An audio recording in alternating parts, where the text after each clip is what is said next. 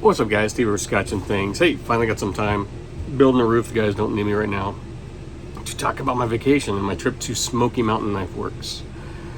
So it was. We didn't know what day we were going to go, and finally, I was like, I just need 2 hours. So it was about 35 minutes from where we were staying. We were staying in. I think we were still technically in Sevierville. Is that where you guys? If you guys are, I don't know. We were down Dolly Parton Road or something, and then Veterans, then Dolly Parton, and then Boogertown Road up to Serenity Drive, in case any of you guys know that area. So me and my brother-in-law, Friday morning, the day after the 4th, we had 2 hours in the morning. It's kind of a bummer. They don't open till 10, which really, and then they close at 6, so it was really hard to get the time to get over there. So we left early. We got there about 15 minutes early, and I was surprised that there were people waiting in line already. People were already gathered up by the door. Not a whole lot, maybe some more people came. We just kind of hung out in the parking lot waiting for the doors to open, and there might have been 20 people waiting for the doors to open. And then it's just, all I can say, it's overwhelming. It was an overwhelming experience. There's just no rhyme or reason to the floor plan, it seemed like. So we kept coming back and finding ourselves in areas we'd already been. The basement, the bottom floor, it's pretty much just kind of tourist. I think there's a museum down there. We went down there real quick, and it's just knickknacks and junk, toys for kids, stuff like that. And I had scoured their website. Scoured their website for a couple days, looking at stuff, kind of making a mental checklist. I should have written it down, of stuff I wanted to see and kind of get hands on. Because when we got in there, it was just kind of all out. And then, my brother-in-law was looking for his first knife. Doesn't have a knife. Looking for his first knife. He's always interested in what I'm carrying and doesn't really understand the locking mechanisms. And just as he's handling different knives, I'm showing him how they work, and he just doesn't seem comfortable, right? So then we had found the Medford's small section, and I thought, oh, man, the Smooth Criminal might be perfect for him, flipper with a button lock. And he's playing with it, and he gets it, and he's kind of into it. And then we turned to go look at something else. He's like, boy, it's bleeding more than I thought. I looked down, and his hand is just gushing blood. He had nicked himself while flicking it closed. He had nicked his hand with the blade. So he goes to the bathroom and gets it to stop bleeding. And so we're just kind of looking around. Stuff I wanted to look at, I found myself, we spent most of the time letting him try out different stuff and finding a knife he was comfortable with. So I didn't get to see a lot of the stuff I wanted to check out. And like I said, because the layout is just kind of, it felt to me haphazardly. You're just kind of wandering around. I'll get to that in a minute. So we kind of finally settled on, we were around the corner after we fixed his bleeding. We kind of went back, and Kershaw stuff is around the corner. ZT and Kershaw. And I wanted to, and their website's very different from the actual, I had never seen a Hogue. I had never handled a Hogue or a Deca, so I wanted to check one of those out. And stuff they have listed on their website might not necessarily be in the store. It might be at their warehouse, which was kind of a bummer. So we found, what is the OTF that Kershaw, is that called the Live Wire? Very, very nice OTF. I think they're starting around $220. So he really liked that. So we figured out that's what he was, we're going to find him an OTF. So we were going to go try a couple others. And meanwhile, in my mind, there was stuff I wanted to look at, and then I went in there with the intent of seeing what I could find, sub $300 American made, just to show people and just to see, you don't have to spend a fortune to get a good American made knife. So we're walking around, I'd seen on their website, they had some Doc Schiffer knives, some mid-techs, and then one kind of custom. and I completely forgot about them. But I'm kind of looking through cases and had come around. I think I was looking at some Tor stuff and turned the corner to the case, and there was all this SOC, the not J Caves, but the, I don't know, 2 other SOC models, and just down at the very bottom of the case were just 4 of the Mid-Tech dock shipper knives. Tried them out, a lot smaller than I thought. The custom wasn't there. I'd completely forgot they had 2 Pena customs listed on their site. Didn't see them. And then we were at the checked out Spyderco, Spyderco, but I had never touched a Shaman before. Really liked the Shaman, liked the weight on it, felt good in the hand. Tried the Manix. I'd never touched a Manix before, and I thought about getting a Manix and then doing like a scale swap or something, which I might in the future. So really those were the only couple. Oh, I tried out the Bodacious, which is like a budget Shaman or something like that. Spyderco, they're all nice. And I was thinking, like, do I get a PM, do I get a pair of 3 or PM2? But I've had them. I like them, but I don't know. I was just kind of wish-washing. I wanted to go look at some buck knives. I never even saw the buck counter. I mean, like I said, we had 2 hours. We had a 2-hour hard time limit before we had to get back and start doing family stuff again. Went by the Microtech. Microtech's got a pretty good sized booth, and he fell in love with saw in a case, the Star Wars themed. They had an exclusive X-wing Star Wars themed. They had I think they just had they had them on all the blade shapes, but the only sizes they had was the Ultratech and the UTX 85. So in Hellhound, I've always wanted a Hellhound blade. So I always talk about vacation knives, buying a vacation knife when you're on vacation or something like that. So he got the Ultratech. I bought the UTX 85 Hellhound X-wing. Cool. I mean, I love the X-wing, or not X-wing. I love the Hellhound blade shape. It just looks cool. Even though I'm not that much into OTFs, even though I've got a Medford coming and I've got a Scarab 2. I really like the Scarab 2, but tried out the Hera Mini or something. I think it was the Hera. That felt really nice. They didn't have any of the new Ultratechs in, so I didn't get to try those. So that was my first purchase. And then I spent some time. I'm trying to think what else I looked at. I mean, I didn't really touch a whole lot of. I looked at some Wilamic stuff, and I'm trying to think what else I touched. It wasn't much. 2 hours flew by, and then with him cutting himself and just like I said, spending a majority of the time showing him different knives and how they work.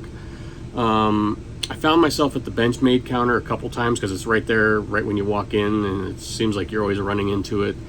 And I've been kind of hard on Benchmade over the years, and so I was looking at a couple because I hadn't touched any in a long time. I thought maybe this is the year I give the Bug Out a try, and dude, guys, I don't get how you do it, man. That Bug Out with the Grivery scale or whatever, I don't get it, man. Yeah, the price point, I mean, everybody complains about the price, but nowadays everything's kind of gone up. I mean, they're sub $200, I think, right, for the Grivery. I handled the aluminum one. I liked the feel of the aluminum Bug Out, but then I had an M390. I was like, M390. And then so here was the bailout in was this M4 or 4V? God, my glasses, I have the wrong glasses on. I think this one's an M4. I've just always liked the way this one looked. I like the Tanto, I like that gray blade, and it's got some texture to it. Because I've handled these before at Cabela's, so I thought, okay, sub $300, right? But I was looking at a bunch. Then they had one in Grivery in 3V, and I'm just kind of looking around, touching stuff, and the guy behind the Benchmade counter was really cranky. So I decided on this, but then I was like, oh, hey, I want to see the Narrows. That's what everybody's talking about, right? The Narrows. man, and it's not even the price. The knife is just uncomfortable. It's way too thin for in my opinion. If you like it, man, that's great. So, you know, and the guy took me over to the Microtech booth, which is right next door, to check out, and he's like, hurry up, check this guy out before he changes his mind. I mean, the guy was really kind of a prick. You know, I'm there to look at knives, so I want to touch stuff. I want to get the feel for stuff. And will this stick around? I don't know. It's thin, it's slicey. Like I said, it was American made, sub 300. Could have got, you know, sub 200 if I would have gone Grivery. Could have gone Spyderco. Like I said, I was looking, I thought I was going to maybe get a buck 110 or get check out some of Buck's other stuff. But like I said, I never even saw the Buck stuff. And for me, it was more of a mission. Other than the X-Wing knife I bought, Microtech, that was just kind of a whim because that was his first knife. And so I thought, oh, cool, man, we'll get matching knives, you know. But then that knife, I got home and it's gone. So there was $400 just pissed away. So funny story about that. They were leaving, so you know, my family drove down. My wife had taken a suitcase in her van for me. So I packed my Striders away in there that I'd taken. And then that Sunday when we were leaving, we had to get to the airport. And I had done all my packing, but I still was carrying this and that UTX 85. I zipped open the top of my suitcase. I pushed them down in there and I zipped it closed.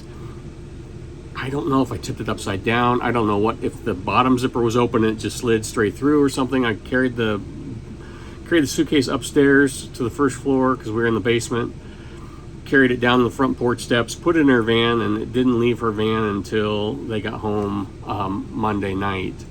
So I tore the suitcase apart. That knife is not there.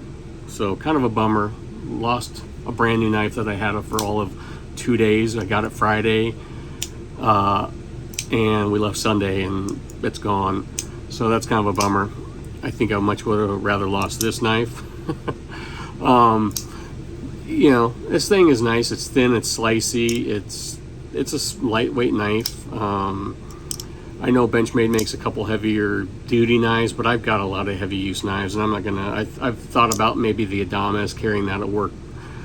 I'm just not. This, you know, this will probably be my only Benchmade ever. I did have a 940 at one point, 3 or 4 years ago. They're not bad knives, I think. So if you're looking for an American-made knife, you know, Benchmade, Spyderco, they're out there, guys. American Blade Works. I was just trying to see what I could find in Smoky Mountain Knife Works, the world's largest knife store. Got a hat, got a couple cool t-shirts. They got cool shirts there that were $20 to $11. Some of them were on sale for like $11. A lot of cool t-shirts. What else did I see?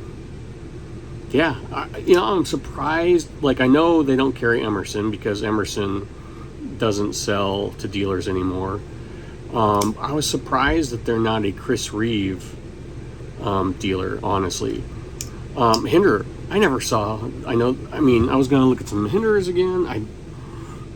I never saw the Hinder booth, so I'm trying to think what else like I said, it's kind of hit and miss where they've got stuff set up, and man, I just couldn't. There were just knives, and then when I was in there, you know, didn't think to look for them, or what I saw just never came across them. So that was kind of a bummer. But like I said, like the Medford was really small, and then Medford, Olamic, it was Heretic, Olamic, and then some Medford, and I can't remember what was next to Medford, but just small sections in the case.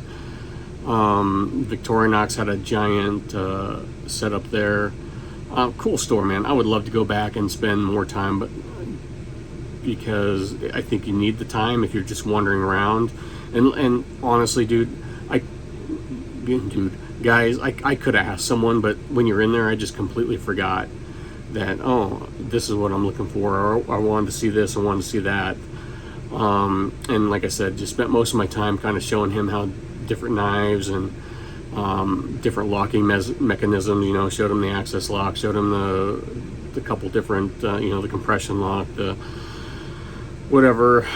Spyderco calls their crossbar type style lock. Like I said, showed him button locks and automatics, and finally, like I said, he felt most comfortable with an OTF because it's just click, click, click, click. There's not really a way to screw that up. So especially if you're not used to carrying a knife or not comfortable with a knife, I totally get like an OTF, man. You don't have to worry about closing a knife on your finger if you're not comfortable with the locking mechanism. So that was my trip to Smoky Mountain Knife Works. The whole area, I was surprised. I'd been to Tennessee 17 and 18 years ago for car events up on the Tail of the Dragon, and like where we were, I was expecting it to be more like that. Yeah, cell phone reception was horrible when you got in the mountains.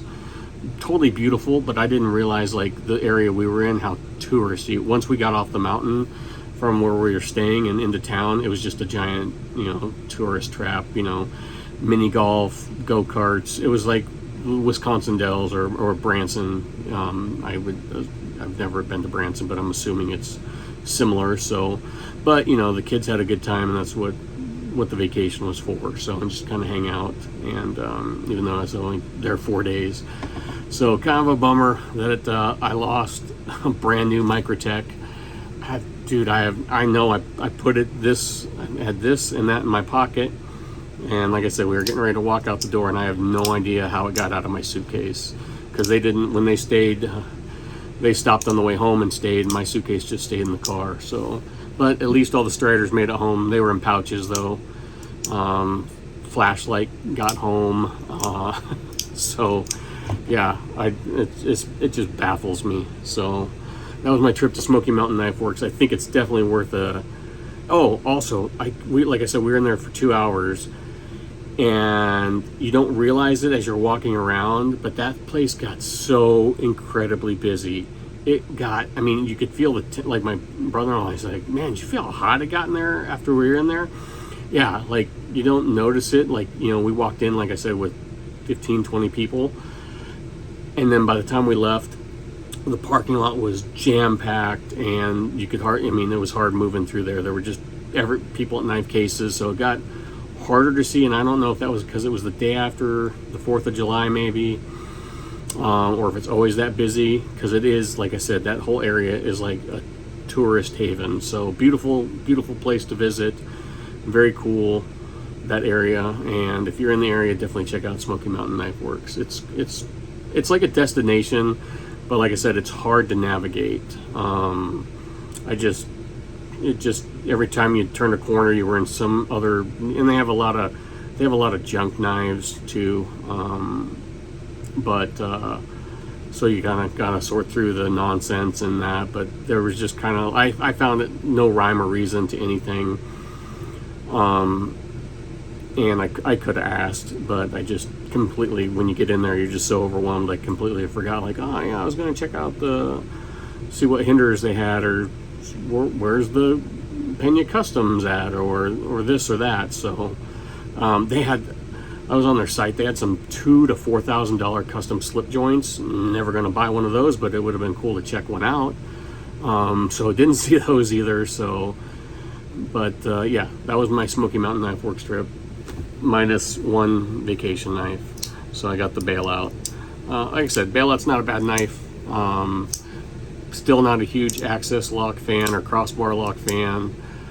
It is fidgety, it is thin and slicey, but man, like I'm on the job site right now, and I've got the Dervish in one pocket and an SMF in the other pocket. So definitely not.